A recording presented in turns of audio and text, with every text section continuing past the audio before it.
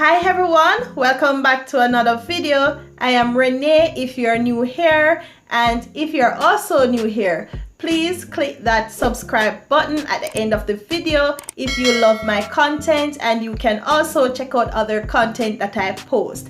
I post DIY home decor every week for small and rental apartments. Now this week video I'll be sharing with you some tips that you need to know before you move into your rental apartment, condo, tiny home, whatever you want to call it. It can be your first apartment, second apartment, third apartment. It's just my ideas and tips that I think you need to know before you make that move. Now, heading into the first item that I think, or the first tip that I think that you need to do before, is to create a budget. Ensure that you create a budget. Weigh all your expenses versus your income to ensure that you make a budget on the price of the apartment that you can afford.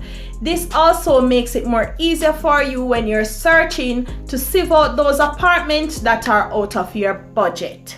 Yes, so it's best not to go over budget and to exceed your means, and also just to stay within your budget so you can have a comfortable, stress-free life.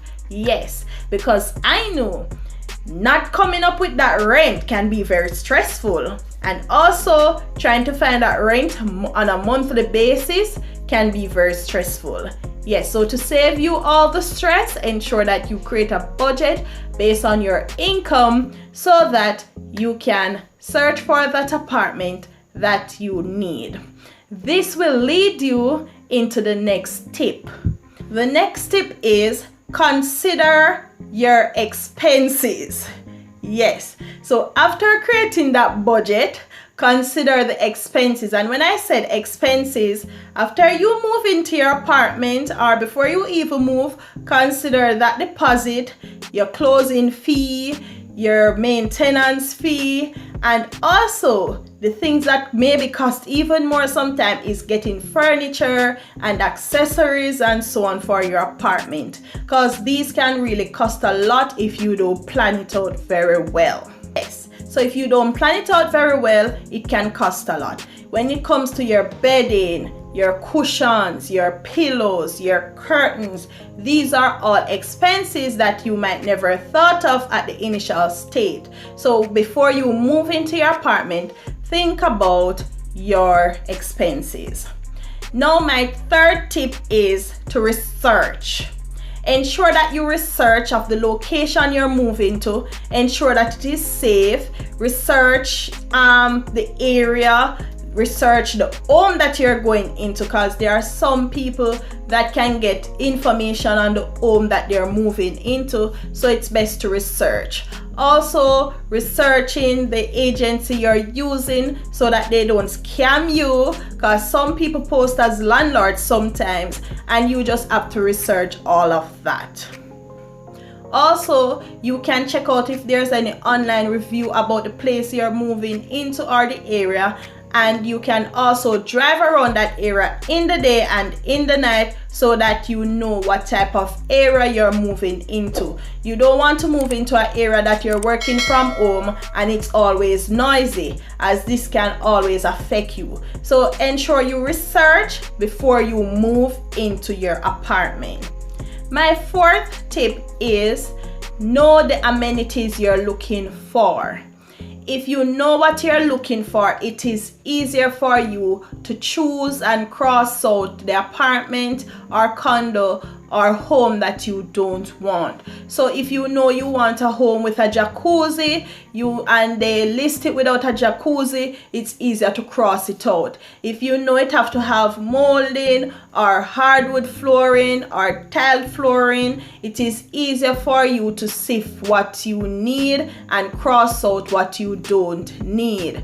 Also, if you want a 2-bedroom, a 1-bedroom, you want something that's already furnished, you want something with only like the kitchen appliance like your dishwasher, your fridge, the stove, ensure you know the amenities that you need so that it's easier for you to search and choose your apartment. This also leads you into your budget as well that I mentioned, and also your expenses, so you know what you'll be spending on and what you're not going to spend on.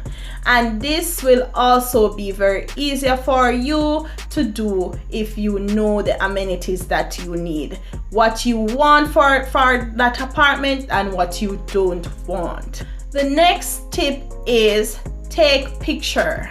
Do a video or a picture of the apartment. If the pictures are posted online, save them so that you can view them in depth, so that you see the flaws, the minor damages, and also when it comes to negotiation with your landlord, you can point those out. It can be something you can get fixed before you move in, and also things that your eyes overlooked when touring, you can look back on those photographs or videos to really see what the issue was.